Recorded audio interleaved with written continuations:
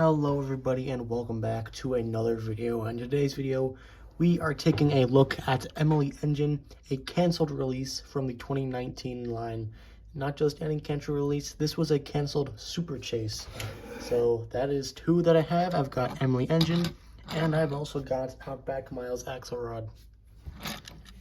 Now Emily is not like a super chase caliber car like Outback Miles or Bud or whatever, but she was intended to be a super chase according to a poster we saw back in 2019, which doesn't make a whole lot of sense because they had a whole, no, not a Thunder Hollow line. They had a whole, they did have a Thunder Hollow line, but I'm not, the Cotter pin line. They did have the Cotter pin line.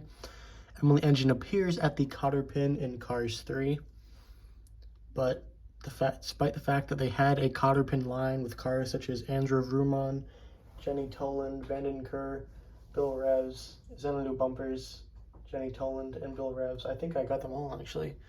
Those are all the new releases in terms of like Cotter pin patrons, not like what's his name? What's her name? The Sweetie. Sweetie was also a release that year.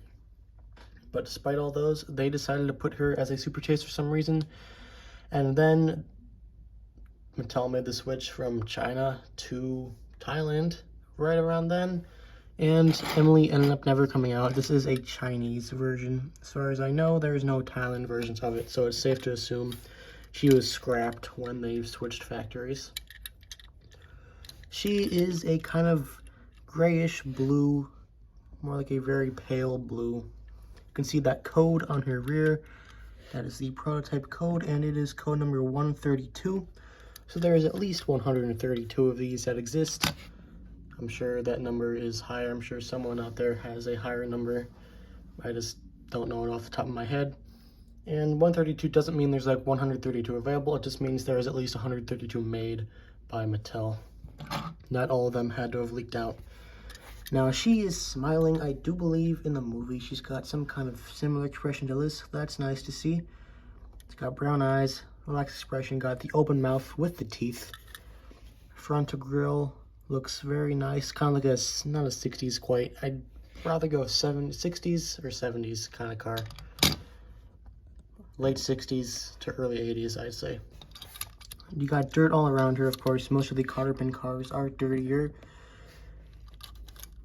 On the back, you just have two worn out taillights and two, well, you have whatever is in the center there, and then you have an emblem on that trunk to symbolize whatever make she is.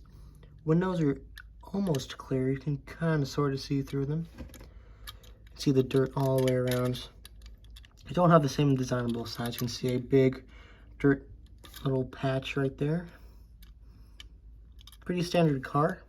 The only other car we've gotten in this model so far is Todd Crash, also a 2019 release. He was in the Thunder Hollow line. You guys appear at Thunder Hollow. Of course, they are the exact same model, but Todd is yellow with a green hood. Their expressions are different. You can see Emily has like that, this kind of M shape. Then here you have kind of like an over, down, then over shape.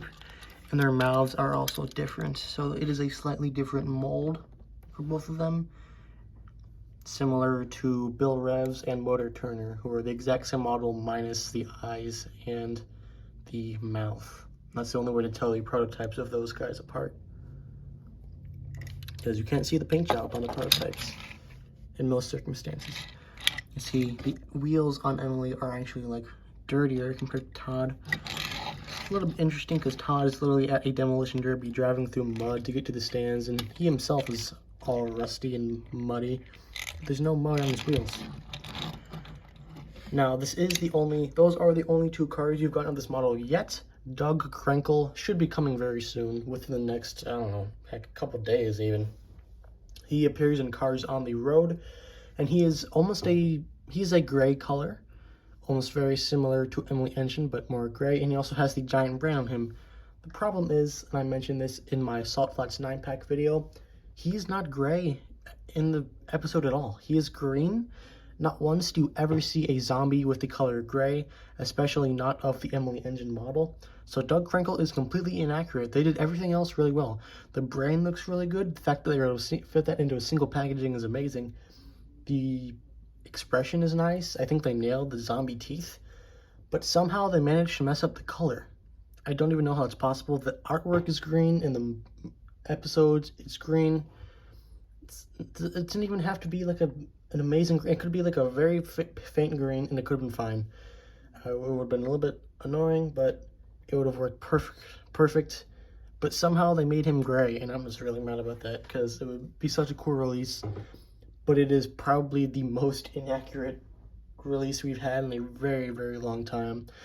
So I will probably buy it if I see it in the stores or for a decent price online.